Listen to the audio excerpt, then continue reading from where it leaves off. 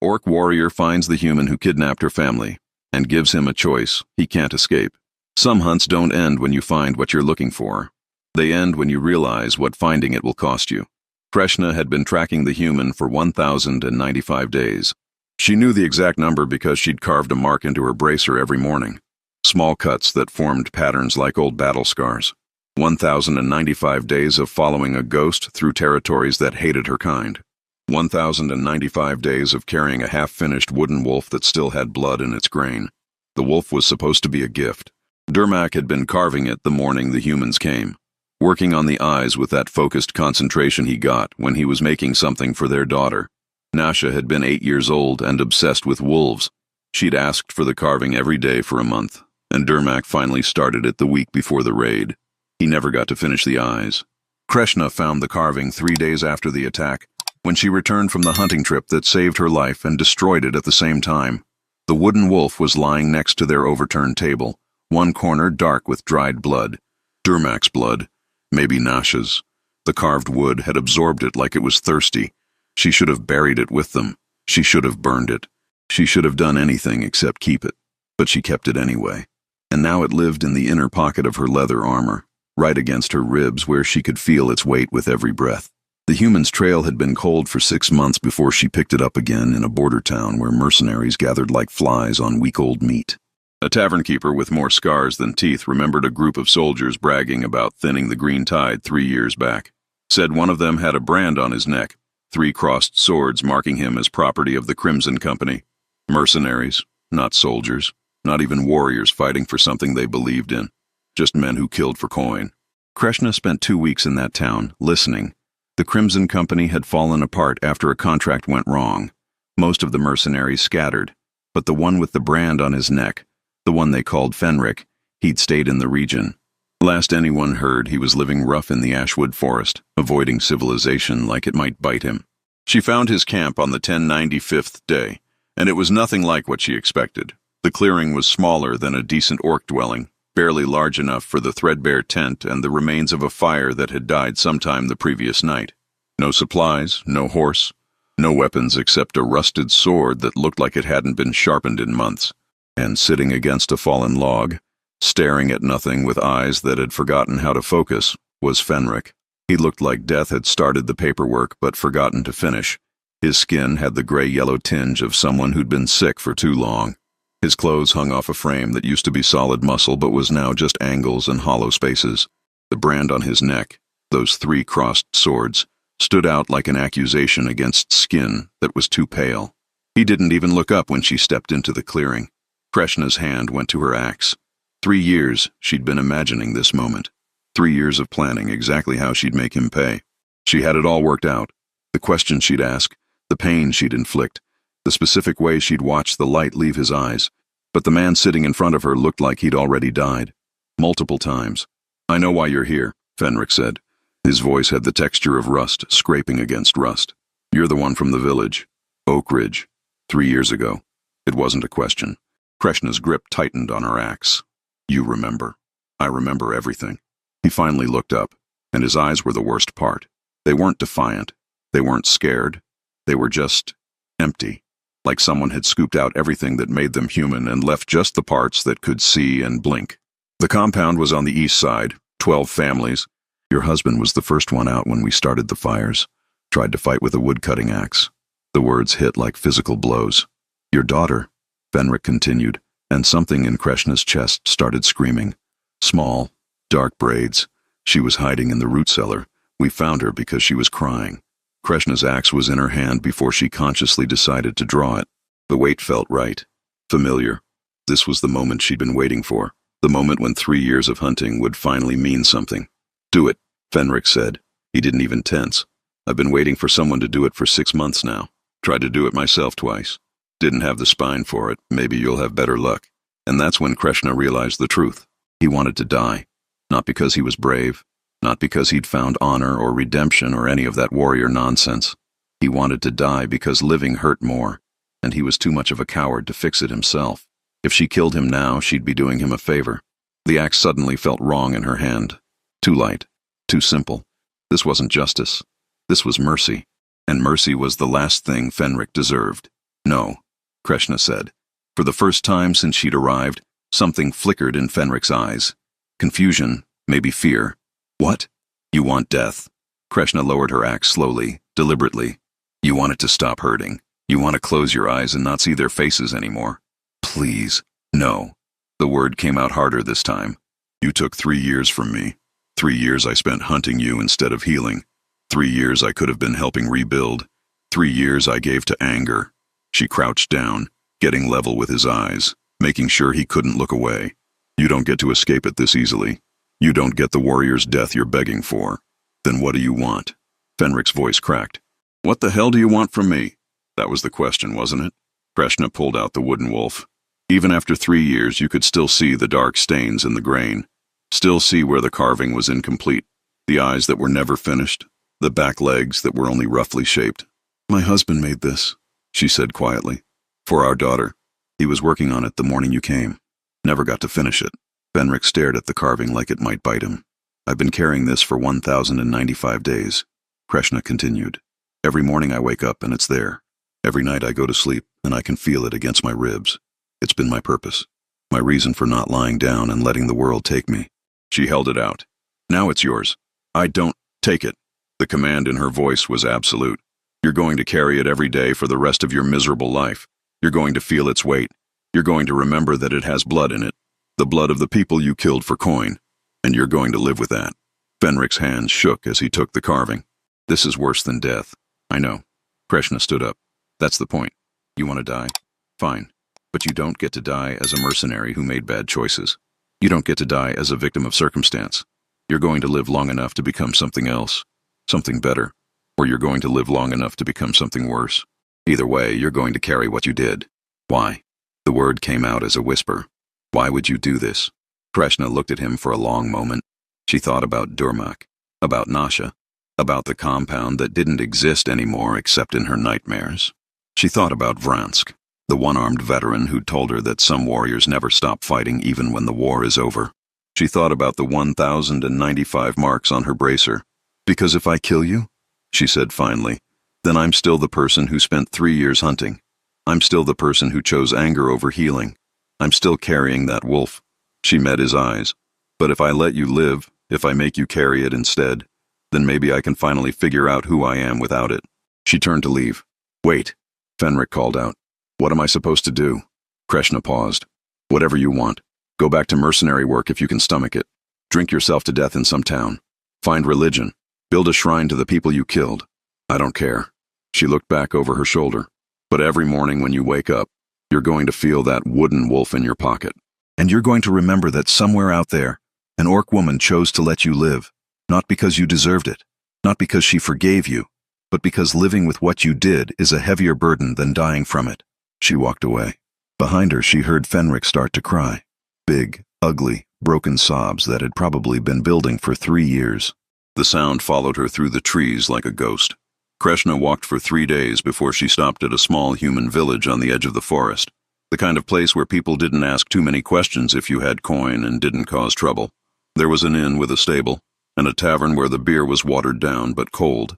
She found a corner table and sat with her back to the wall, the way warriors do when they're not sure if they're safe yet. Her hand went to the inner pocket of her armor, the pocket where the wooden wolf had lived for 1,095 days. It was empty. The weight was gone. That constant pressure against her ribs that had become so familiar she'd stopped noticing it. Gone. She didn't know whether to feel relieved or terrified. An old human woman approached her table. Gray hair tied back in a practical bun, hands that had seen decades of hard work, eyes that had seen probably more than that. She moved like someone whose knees hurt but who'd learned to work around it. You're a long way from orc territory, the woman said. Not hostile, just observant. Needed a beer? Krishna replied. The woman smiled slightly. Fair reason. She gestured at the empty chair across from Krishna. Mind if I sit? These legs aren't what they used to be. It's your tavern. Actually, it's my son's tavern. I just work here. The woman sat down with a small grunt of relief. I'm Greta. I do healing work in the village. Herbs, stitches, the occasional amputation when things go really wrong. Krishna noticed the small glass jar hanging from Greta's neck. It was filled with teeth, at least 30 of them. Greta caught her looking and chuckled. My collection. One tooth from every person I've saved. Reminds me why I do this work. She touched the jar gently. Each one of these used to belong to someone who was dying. Someone who had minutes, maybe hours left.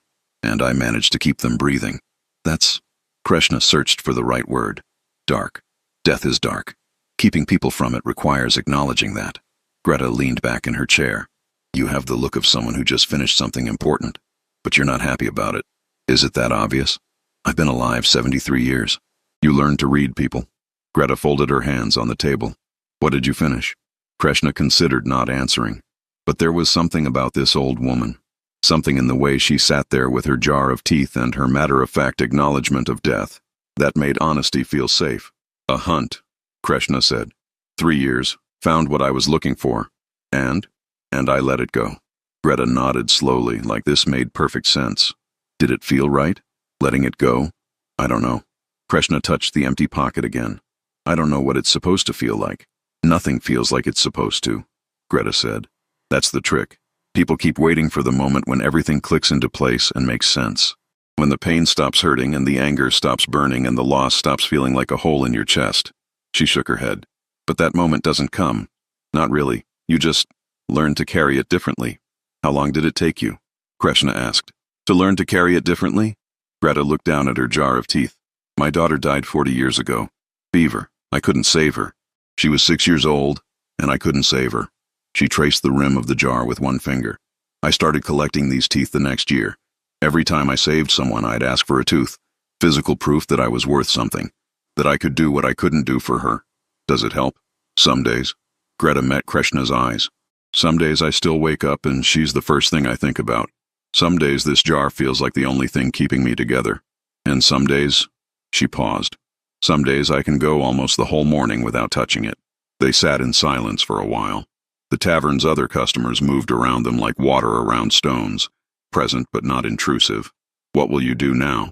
Greta asked eventually. Now that the hunt is over? Krishna hadn't thought that far ahead. For 3 years, the hunt had been everything. Every decision, every direction, every purpose had been built around finding Fenric. Now that was gone, and there was just space. Empty space where something used to be. I don't know, she admitted. Go home, I guess. To what's left of it. There's always something left, Greta said, even when it doesn't feel like it. Even when the home you're going back to isn't the home you left. She stood up slowly, joints cracking. You want my advice, Orc? Sure. Don't rush to fill that empty space. Don't try to find a new purpose right away. Just let yourself be empty for a while. Let yourself not know. It's uncomfortable as hell, but it's necessary. She adjusted her jar of teeth. Because if you try to fill it too fast, you'll just end up carrying something else for 3 years. Greta patted Krishna's shoulder once. Gentle, the way you touch something fragile, and walked back toward the kitchens. Krishna finished her beer. It tasted like water and sadness, but at least it was cold. She stayed in the village for 2 more days. Not because she needed to, just because she could. Because for the first time in 3 years, she had nowhere she had to be. No trail to follow. No marks to carve into her bracer. On the 3rd day, she started walking north, toward the mountains where her clan had scattered after the raid, toward whatever was left of the life she'd abandoned when she started hunting. It took her 18 days to reach the foothills. The territory was familiar in the way old scars are familiar. You know they're yours, but you don't like looking at them. She found Vransk camped near a stream that cut through a narrow valley. He was sitting by a fire, his remaining arm wrapped around his knees, talking to someone who wasn't there. Could have held the left flank, he was saying. But you had to charge the archers. Always had to be a hero, didn't you? 3 sons I raised, and all 3 of you. He looked up and saw Krishna. Well, the hunter returns. Krishna sat down across from him without asking. Still talking to ghosts? They're better conversationalists than most living people. Vransk poked at the fire with a stick. You look different. Lighter somehow. Did you find him? Yes. Did you kill him? No. Vransk was quiet for a long moment. Then he started laughing. Not the bitter laugh of someone mocking pain, but something softer. More knowing. Huh. Didn't see that coming. Neither did I. What stopped you? Was it honor? Mercy? Did you find religion in the woods? I think, Krishna said slowly, I realized that killing him wouldn't change anything. Dermak would still be dead. Nasha would still be gone. The compound would still be ashes. All killing him would do is add one more dead body to a pile that was already too high. Vransk nodded. So what did you do instead? Krishna told him about the wooden wolf, about making Fenrik carry it, about the choice she'd made to let him live with the weight instead of die from it. When she finished, Vransk was staring at her with something that looked almost like pride. "You're smarter than I was," he said finally. "When I lost my sons, I spent 5 years trying to kill every human I could find. Thought it would help. Thought it would balance the scales." He touched his missing arm. "Lost this in a stupid skirmish that didn't matter. Lost 5 more years to anger after that." He looked at Krishna directly. "You chose different. That takes more strength than swinging an axe. Doesn't feel like strength. Feels like I just couldn't do it. That's what strength feels like sometimes. Like you couldn't do the easy thing." Vransk added another branch to the fire. "What now?" "I don't know. Greta, this human healer I met, she said I should let myself be empty for a while, not rush to fill the space." "Greta sounds wise." Vransk leaned back. "The clan's scattered, but there's a few of us trying to rebuild about 30 miles west of here. Nothing fancy. Just some people who decided that running wasn't working anymore." He met her eyes. "Could use someone like you, if you're interested. I'm not sure what use I'd be. I'm not a builder, I'm a warrior. Warriors know about protecting things. And right now, what we're building needs protecting." Vransk smiled slightly. "Besides, maybe it's time to figure out what kind of warrior you want to be. The kind that hunts, or the kind that guards." Krishna thought about that, about the difference between hunting and guarding, about the way she'd spent 3 years chasing death, and now had the chance to spend time choosing life. 30 miles west? She asked. "Give or take. Follow the stream. You'll smell the cooking fires before you see them." Vransk poked at his own fire. "Fair warning, it's not glorious work. Lots of digging, building, arguing about where to put the latrines. But it's something. Something sounds better than nothing. Doesn't it, though?" Krishna stayed with Vransk that night, listening to him talk to his ghosts. In the morning, she started walking west. She found the new compound after 2 days. It was smaller than Oak Ridge had been. Maybe 8 families instead of 12. The buildings were rough, unfinished. But smoke rose from cooking fires, and she could hear the sound of children yelling in the way children do when they're playing, not screaming. An orc woman approached her as she stood at the edge of the clearing. She was younger than Krishna, with fresh burns on her arms and the wariness of someone who'd learned not to trust strangers. "You looking for someone?" the woman asked. "Or just passing through? Vransk sent me. Said you could use another set of hands." The woman studied her for a long moment. "We don't have much to offer. Food's scarce. Work is hard, and we get trouble from human patrols every few weeks. I'm not looking for comfort. I'm looking for something to build." The woman's expression softened slightly. "What's your name?" "Krishna." "I'm Yashka. Come on. I'll show you around." She started walking toward the compound. "Fair warning. It's not pretty. We lost 3 people last month to fever, and the well water tastes like rocks. But it's home, or it's becoming home." Krishna followed her into the compound. The buildings were rough timber and stone, gaps in the walls that would need fixing before winter. But through one of the open doorways, she could see a family eating together. Through another, an old orc was teaching 2 children how to carve wood. Wood carving. Krishna's hand went to the empty pocket in her armor. For a moment, she could almost feel the weight of the wooden wolf, but it was just memory now. Just the echo of something that used to be there. "You all right?" Yashka asked. "Yeah." Krishna pulled her hand away. "Just remembered something." "Where do you need me?" "North wall needs reinforcing. Think you can handle a hammer?" "I can learn." "Good enough." Yashka handed her a worn hammer from a nearby tool pile. "Welcome to the compound, Krishna. Try not to hit your fingers." Krishna took the hammer. It was heavier than she expected. Different weight than an axe. Different purpose. She spent the rest of the day working on the north wall, hitting nails, lifting beams, arguing with an old orc named Durgash about the proper way to brace a corner. The work was hard. Her muscles ached in ways they hadn't ached during the hunt, but it was a different kind of ache.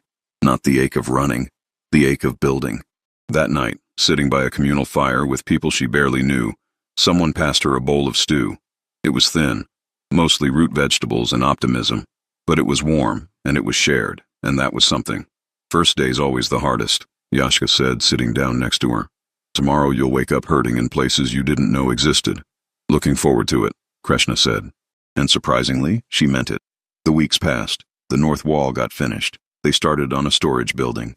Krishna learned that construction required a different kind of precision than combat. Measured twice, cut once. Don't drop things on people's feet.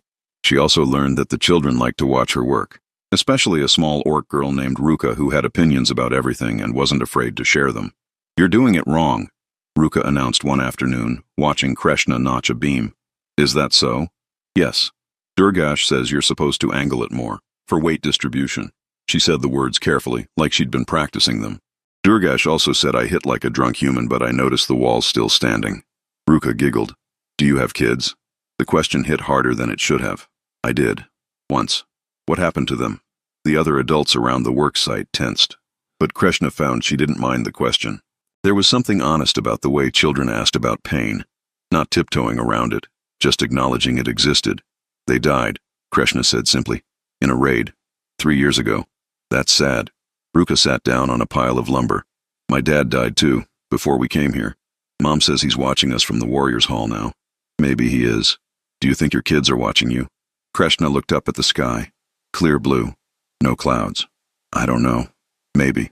If they are," Ruka said seriously, "I think they're probably glad you're building stuff instead of being sad all the time. Out of the mouths of children." "You might be right," Krishna said. "I'm always right. Mom says it's my best and worst quality." Ruka jumped off the lumber pile. "I have to go help with dinner. But you should angle that beam more, for weight distribution." She ran off before Krishna could respond. That night, lying in her small dwelling, barely more than 4 walls and a roof, but hers, Krishna thought about Fenrik, wondered if he was still alive, if he was carrying the wooden wolf like she'd ordered, if it weighed him down the way it had weighed her down. She hoped it did. Not out of cruelty, but because if it didn't, if he'd just thrown it away or buried it or lost it, then her choice had been meaningless. But something told her he was still carrying it. Some people needed to carry weight to remember they were alive. 6 months passed. The compound grew. More families arrived. The buildings improved. They even built a proper wall around the perimeter. Not for war, but just because walls made people feel safer. Krishna became good at building. Not just competent, actually good. She learned which wood was best for which purpose, how to reinforce weak points, how to make something that would last through winter. Yashka started joking that they should make her head of construction. Krishna was considering it. One morning, she woke up and realized she hadn't touched the empty pocket in her armor for 3 days. Then she realized she'd stopped counting the days entirely. She didn't know if it had been 6 months or 7 or 8 since she left Fenrik in that clearing. She'd let herself be empty. And slowly, without her noticing, the emptiness had started filling with other things, small things, the satisfaction of a beam properly placed, Ruka's questions about everything, the taste of Yashka's terrible cooking, the sound of hammers in the morning. It wasn't the same as what she'd lost. It would never be the same. But it was something. And sometimes, something was enough. On a cold morning near the end of autumn, a stranger arrived at the compound. A human. Male. Young. He looked nervous in the way humans always look nervous around orcs, like he was expecting violence and hoping for conversation. Krishna was working on a new dwelling when Yashka brought him over. "He says he knows you," Yashka said, her hand near her knife. Krishna looked at the human more carefully. He had tattoos on his arms, 17 black crosses, faded and poorly done. Recognition hit her. "Deckard," she said. "Fenrik's friend. Former friend," Deckard corrected quickly. "Haven't seen him in 3 years. Not since—" He stopped. "Not since we disbanded. What are you doing here?" "Looking for you, actually." Deckard shifted his weight. "Fenrik sent me. Well, not sent me. But I heard about you through the mercenary network. An orc woman who let a mercenary live, who gave him something to carry instead of killing him." Krishna set down her hammer carefully. "Is he dead?" "No, he's—" Deckard struggled for words. "He's different. Changed. He's been traveling to the villages where we took contracts, trying to make things right. It's not working, mostly. People don't want apologies from the men who killed their families. But he's trying. Why are you telling me this?" "Because I need to know how you did it." Deckard looked down at his arms, at the 17 crosses. "I've been carrying these for 5 years, one for every job that made me feel like a monster, and I don't know how to stop carrying them." Krishna thought about the wooden wolf, about the weight of it, about the choice she'd made to give it to someone else so she could learn to carry different things. "You don't stop carrying them," she said finally. "You just learn what they're for." "What do you mean?" "Those crosses, they're not punishment. They're reminders. Reminders that you made choices that hurt people. Reminders that you're capable of being better than you were." She picked up her hammer again. "The question isn't how to stop carrying them. It's what you're going to do while carrying them." Deckard looked at his arms for a long moment. What did you do? After you let Fenric live? I built things. Krishna gestured at the compound around them. Still am. Is that enough? Building things? Some days. She met his eyes. Some days it's not. Some days I wake up and I still want to go back to that clearing and finish what I started. But most days this is enough. Deckard nodded slowly. Can I ask you something else? Go ahead. Do you think people like us, people who've done bad things, do you think we deserve to build things? Do we deserve to have good days? It was the same question Krishna had been asking herself for months. I don't know if it's about deserving, she said. I think it's about choosing. Every morning you wake up and you choose what kind of person you're going to be that day. The person who did those things, you can't undo them, can't take them back. But you can choose to be someone different going forward. And the people we hurt? What about them? They deserved better. They deserved to never be hurt in the first place. Krishna thought about Durmak, about Nasha, about the wooden wolf that was still out there somewhere, still carrying their blood in its grain. But you can't give them that. All you can do is try to be the person who wouldn't hurt them now. And maybe, if you live long enough, you become that person. Deckard was quiet for a long time. Then he said, "Thank you." For what? For not making it simple. For not saying I'm forgiven, or I've paid enough, or any of that easy bullshit. He looked at his crosses again. For reminding me that carrying weight is part of being alive. He left shortly after. Krishna watched him walk down the path toward the forest, his 17 crosses visible in the morning light. Yashka came to stand beside her. You know him? Used to. Kind of. He was part of the same mercenary company as the man I was hunting. The hunt that ended? Yeah. Do you think he'll be okay? That human? Krishna thought about Deckard's question. About whether people like them deserved good days. About the weight of choices and the possibility of being different. I think he'll carry what he needs to carry, she said. And maybe that's the best any of us can do. Winter came. The compound prepared. They built up food stores, reinforced buildings, made sure every dwelling had a proper fireplace. On the shortest day of the year, they held a gathering. It wasn't anything formal. Just people sitting around a large fire, sharing food and stories. Ruka insisted on sitting next to Krishna and asking questions about every story anyone told. Is that true? She'd whisper after each one. Did that really happen? Most stories are half true and half wish, Krishna would whisper back. The trick is figuring out which half is which. Near the end of the night, Vransk showed up. He'd been traveling between scattered orc settlements, helping where he could. He looked older, tireder, but also lighter somehow. He sat down next to Krishna without preamble. Still building? Still building. Good. He warmed his remaining hand by the fire. You hear about Fenric? Krishna's chest tightened. What about him? Word is he's been going to human villages, asking for work. Not mercenary work, labor. Building, farming, whatever needs doing. He's not taking payment, just working and then moving on. Vransk glanced at her. And apparently he carries this small wooden carving with him everywhere. Shows it to people. Tells them what he did. Tells them he's trying to be different. Is it working? Does it matter? He's trying. Vransk poked at the fire. That's more than most people do. They sat in silence for a while. Around them the gathering continued. Stories and laughter and the sound of children who didn't remember a time before the compound. You did a good thing, Vransk said quietly, letting him live, giving him something to carry. Most warriors wouldn't have had that kind of wisdom. I'm not sure it was wisdom. Might have just been exhaustion. Sometimes they're the same thing. The fire crackled. Sparks rose into the winter sky. Do you still talk to your sons? Krishna asked. Every day. They're terrible conversationalists, but they listen well. Vransk smiled slightly. You ever talk to your family? Sometimes. Usually when I'm working. I tell them what I'm building, what's happening in the compound. Whether Ruka asked impossible questions that day. What do they say back? Nothing. But I think they listen. Krishna looked up at the stars. I think they see that I'm trying. And maybe that's enough. Maybe. Vransk agreed. The gathering wound down. People returned to their dwellings. Krishna helped put out the fire, making sure no embers would cause problems during the night. As she walked back to her own dwelling, she passed the workshop where the old orc taught wood carving to the children. Through the window, she could see tomorrow's projects laid out on the table. Spoons, bowls, small animal figures. One of them was a wolf. Not the same wolf. This one was complete. Eyes finished, legs properly shaped, no blood in the grain. It was smaller than the one Durmak had been making. Simpler, but whole. Krishna stood there looking at it for a long time. Then she went to her dwelling, got into her bed, and slept without dreams for the first time in 3 years. Spring arrived. The compound flourished. They planted crops, built 2 more dwellings, welcomed 3 new families. Krishna woke up one morning and realized she was happy. Not the explosive, shouting kind of happy, just the quiet kind.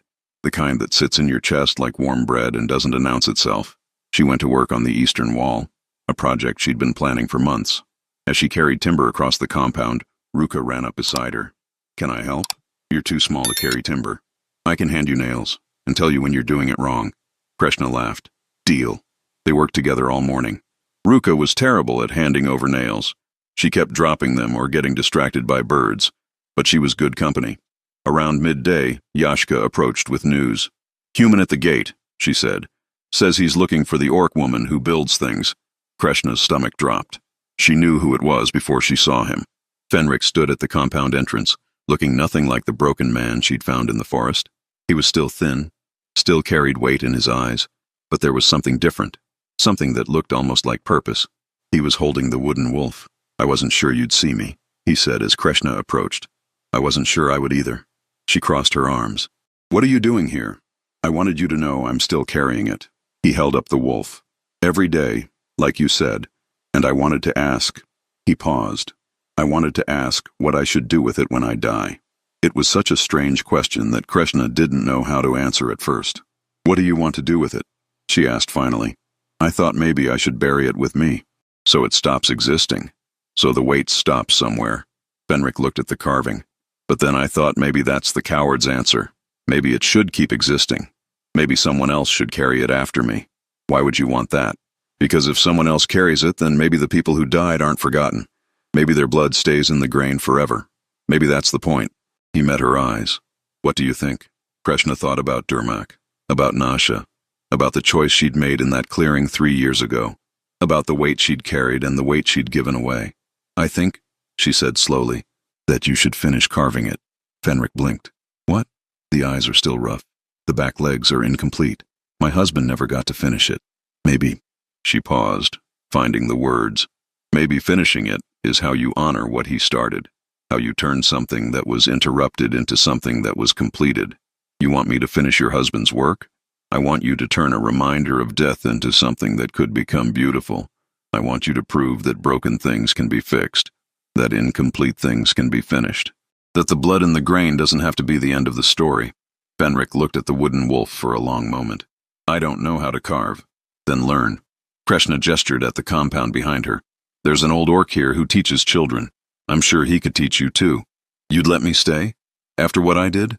"No, I'd let you learn to carve, and then you'd leave, and you'd keep carrying that wolf. But now it would be complete.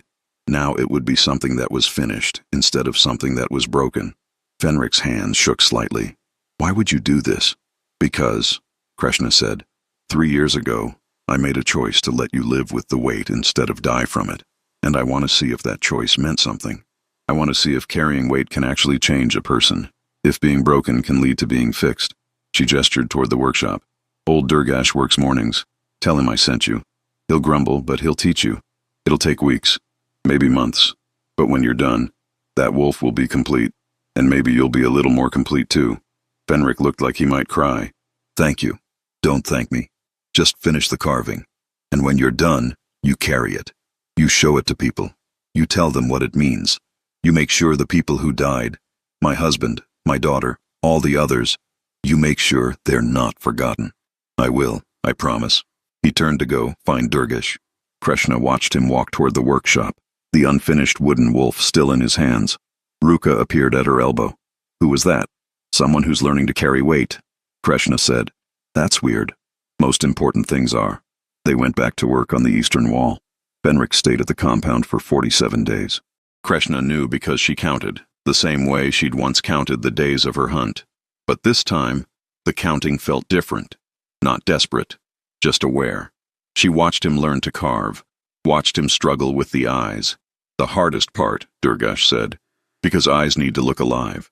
Watched him work on the back legs, shaping them slowly until they looked like they could run. She didn't talk to him much. Neither did most of the compound.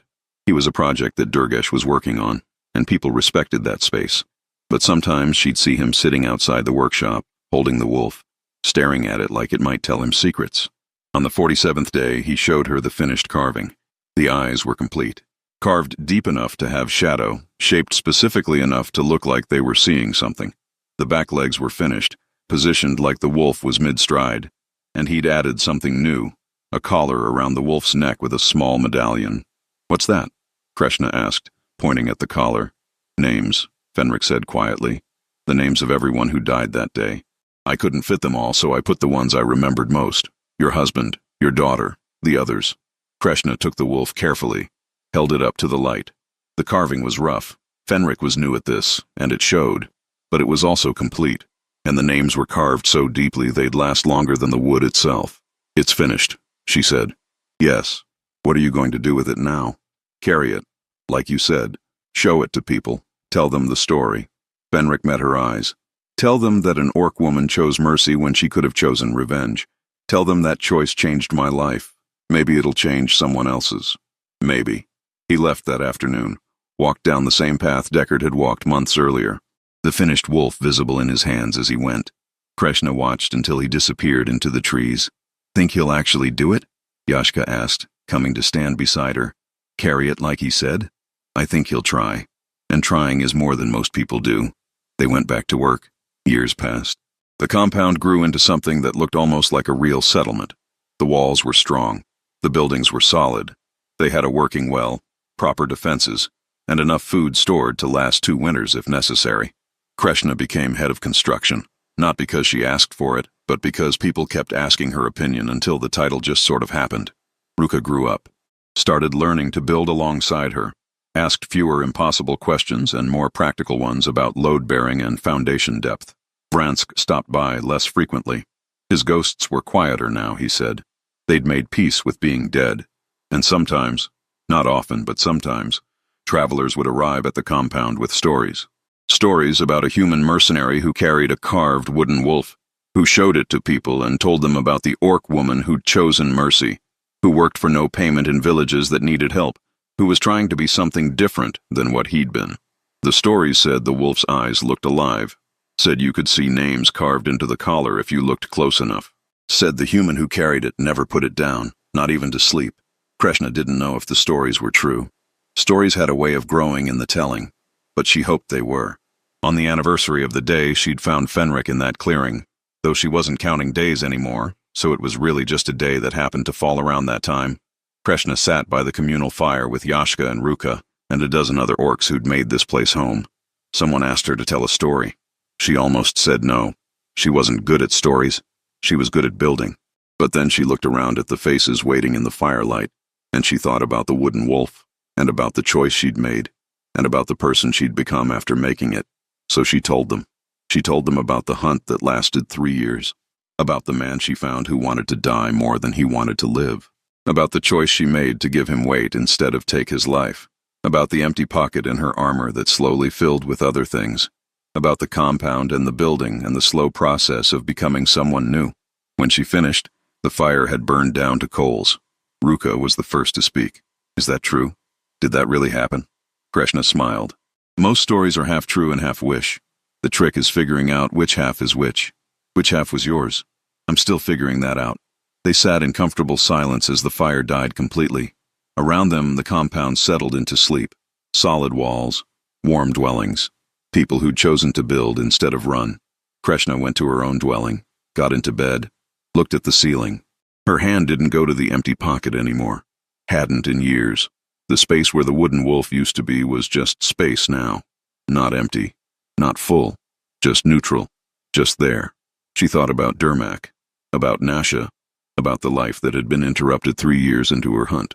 She hoped they could see what she'd built. Hoped they understood why she'd made the choice she made. Hoped they were proud. She thought they probably were. Some victories aren't won on battlefields. They're won in clearings where you choose to let your enemy live. They're won in compounds where you choose to build instead of break. They're won in the quiet moments when you decide that carrying weight is better than carrying hate.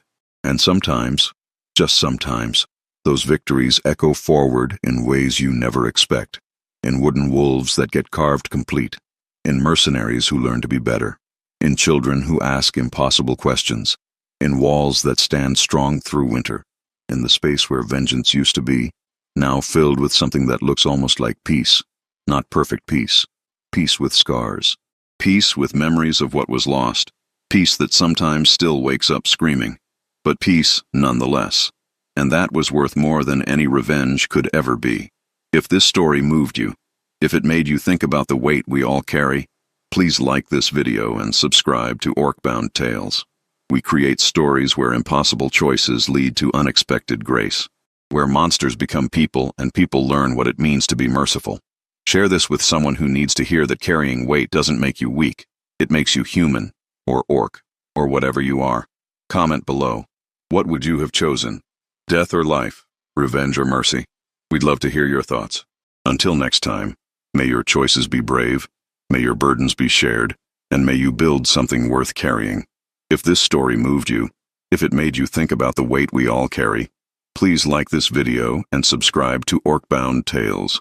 We create stories where impossible choices lead to unexpected grace, where monsters become people and people learn what it means to be merciful. Share this with someone who needs to hear that carrying weight doesn't make you weak. It makes you human, or orc, or whatever you are. Comment below. What would you have chosen? Death or life? Revenge or mercy? We'd love to hear your thoughts. Until next time, may your choices be brave, may your burdens be shared, and may you build something worth carrying. Eterm. In the end, the world doesn't need perfect heroes. It needs broken people willing to fix each other. One choice, one burden, one mercy at a time.